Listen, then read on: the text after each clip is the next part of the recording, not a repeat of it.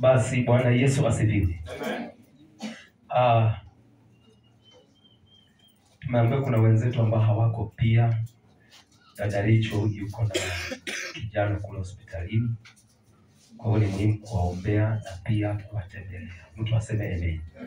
Yeye ameachilia ujumbe asubuhi na pia walikuwa wamenijulisha jana na leo asubuhi akatuma ujumbe akaniambia hata kuwa kwa sababu yuko hospitalini. Ana heri anayezungumza kuliko anayenyamaza. Mtu aseme amen. Hata last week alienda hospitali pia akatuma ujumbe wake. Huyo ndio mtu ambaye Mungu anamhitaji. Mtu aseme amen. Anayekuwa na hofu kwa sababu ya kukosa ibada. Lakini kuna wale ambao hata wakikosa ibada.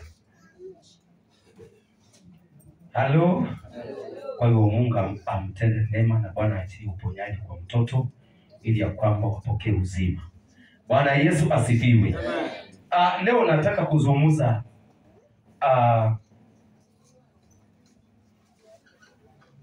kuzungumza kuhusu kuponywa.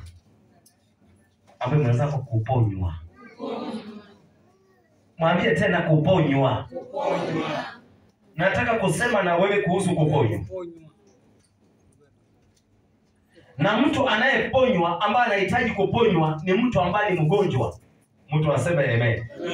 Mtu anapokuwa mgonjwa huwa anaomba ya kwamba apate kupona, ya kwamba Mungu amponye, na kama si wa kumtumainia Bwana huwa anakimbia. Wengine wanakimbia kwa waganga, wanasema mganga, hebu niague niangalie ni nini. Hata kama ni malaria anafikiria ni uchawi, wenda mtu ameniendea, hebu niangalie. Na sisi kama mganga anajua kuangalia malaria. Halo? Yaani wasio muamini Mungu wanaamini waganga na miungu, wanakimbia. Hata akatoka kishiko na homa amekimbia kwanza kwa mganga. Huyo ndio mtu wa kumfanyia first aid ya kwanza. Yaani wengine wanakimbilia kwa Bwana, wengine wanakimbia hospitali, lakini yeye ni mbio kwa mganga.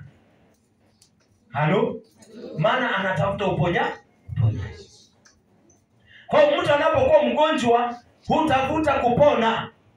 Hakuna mtu ambaye anakuwa mgonjwa na anatafuta na anataka anaomba Mungu nisaidie niendelee kuwa mgonjwa. Maana magonjwa si sehemu nzuri, na magonjwa ni sehemu ya shetani, na magonjwa ni machungu, magonjwa yanaumiza, magonjwa yanauma, yanakosesha amani, magonjwa yanafanya mtu hawezi tembea, hata sura yake inapotea, afya yake inapotea, unadhoofika, appetite inapotea, maisha inakuwa tu ambayo inabaki dunia inakuwa ni duara kwako.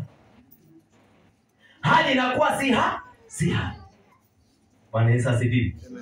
Mtu aseme amen. Yaani magonjwa yanapoanguka kwa nyumba yako, inakuwa ni hatari. Kama wewe ni Mkristo kama mimi, ama mimi na wewe, unaanza kumtafuta Bwana. Na umesema Bwana niko hapa. Baba angalia mafupa yangu, nyama zangu zimekuwa chungu. Baba nionekanie. Maana unatafuta uponyaji, maana unajua baba yako ni uponya nao. Maana ungependa ukae katika hiyo sehemu ya magonjwa, ungependa uwe huru. Halo?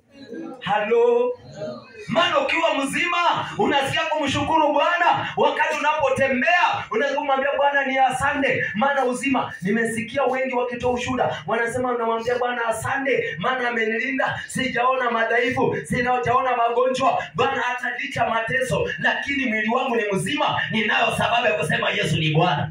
Mtu aseme amen. Bwana Yesu asifiwe. Nitasema hata kama sina, Mungu ananipenda, amenipa uzima. Yaani wanasema hata afadhali nikose chakula, yaani afadhali hata nikose chakula kuliko kuwa mgonjwa. Yaani magonjwa ni shida, magonjwa ni tabu, magonjwa hakika, magonjwa hakuna raha, watu wanaomboleza. Magonjwa yanakosesha mtu amani, yanafanya mtu hawi katika ile nafasi yake, hata anapotaka kufanya jambo lake amewekwa chini. Fedha zinaenda, magonjwa yanaanza kuleta gharama. Halo? Bwana Yesu asifiwe. Ambia mtu napona leo. Ambia mtu ninapona leo. Yaani ninapoongea kuhusu magonjwa, kuna sehemu nyingi ya magonjwa. Kuna wakati ambapo unaweza kuumwa na mwili, hiyo ni magonjwa. Na tena kuna magonjwa ambayo sio lazima umwe na mwili, lakini watu wanatembea na magonjwa. Watu wanatembea na magonjwa na hawajui kama ni wagonjwa, lakini wakijisikia wanasikia wako sawa. Unaendelea kusema, pastor, nasikia niko sawa. Nasikia nimebarikiwa. Nasikia niko sawa. Lakini ana magonjwa na hajua ana magonjwa gani. Lakini siku ya leo nataka nikwambie yale magonjwa ambayo uko nayo. Nicho unapojitazama unaona uko sawa. Ukienda kwa daktari, daktari niangalie, hebu chunguza kile kitu kwa mwili wangu. Daktari anapopima, anasema mama, ndugu, kijana, mzee, uko sawa. Shukuru Mungu uko sawa. Shukuru Mungu, Bwana anakupenda. Lakini bado kuna magonjwa ambayo daktari hawezi kuyaona, ila Baba anayaona kwako.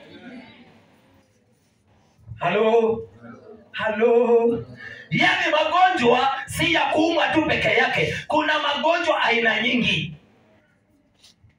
Lakini wewe ukionekana umenawiri, uko smart, ukiangalia mafuta face, hata imerudi imekuwa baby face, sio kunjamana kama yapo na pasasi.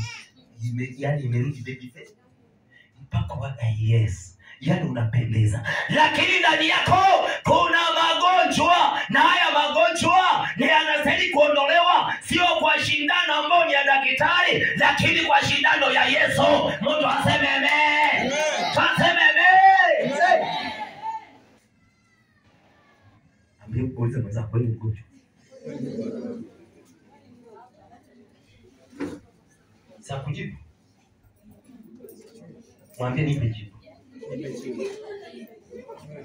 Na uniambie umekupa jibu gani?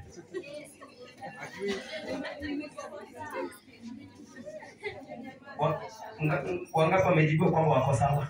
Umejibiwa mtu amekwambia iko sawa, inua mkono wako. Amekujibu ako sawa. Sasa amekujibu ako sawa. Sio inua mkono juu kama umejibiwa ako sawa. Hata kama yeye alikujibu na ukamjibu iko sawa, inua mkono. Maana ulijibu. Yaani wewe si mgonjwa, wewe uko sawa. Inua mkono juu. Kwa hiyo wengine ni wagonjwa.